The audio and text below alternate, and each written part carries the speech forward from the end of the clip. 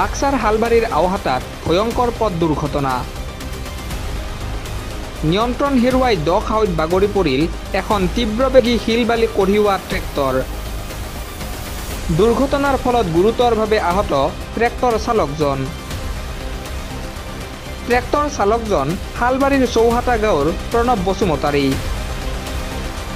স্থানীয় ৰাইজৰ সহযোগত সংকটজনক অৱস্থাত প্ৰণৱ বসুমতাৰীক বৰপেটা মেডিকেল কলেজ হস্পিটাললৈ প্ৰেৰণ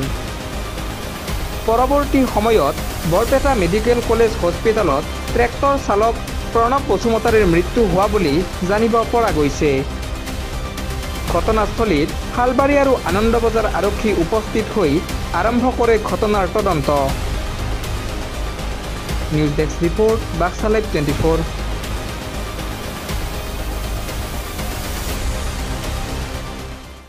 আপোনালোকে চাই আছে বাক্সা লাইভ 24 সত্যৰ পক্ষত শুদ্ধ ৰূপত আৰু জনতাৰ স্বাৰ্থত।